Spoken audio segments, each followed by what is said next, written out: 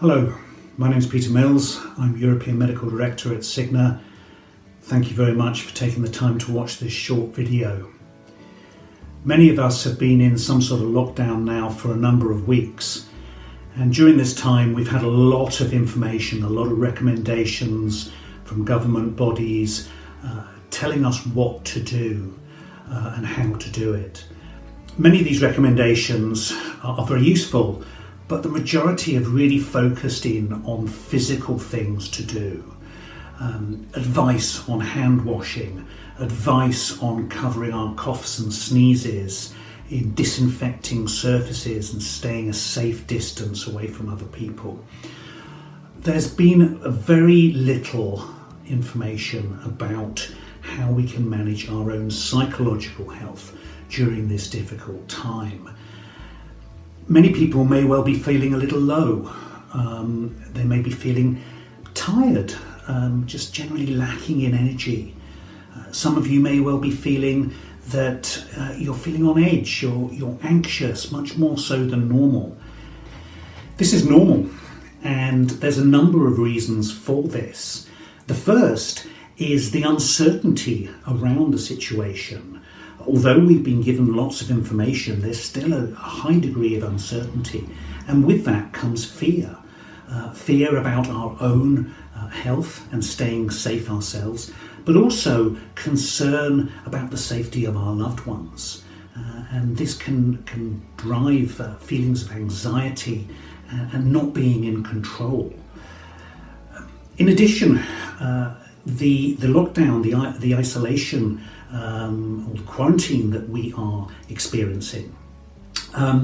Many of us are quarantining with our family, and with that can come stresses and strains on relationships. We've never had to spend this amount of time together with our loved ones, and although they are our loved ones, it can really start to have an impact upon our relationships and how we feel.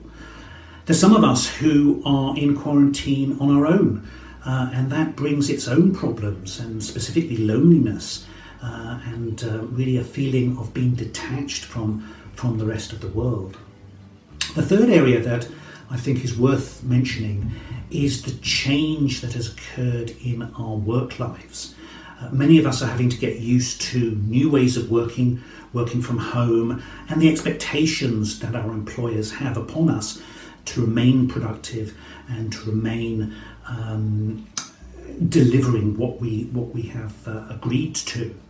For others, it's around being furloughed, or worse still, losing our jobs, and the stress that can have on us and how we feel is really quite profound. Work is such a major part of our day-to-day life, and all of us have had a significant change in that. So it's not surprising we're feeling a little bit out of control and uneasy about this whole thing. I think the fourth area that is worth talking about is the additional responsibilities that many of us have. We manage to juggle our lives quite nicely normally, but now with the lockdown and with the quarantine, we're having to homeschool children, make sure our elderly or less able relatives are okay as well. That brings with it additional strain and additional stress.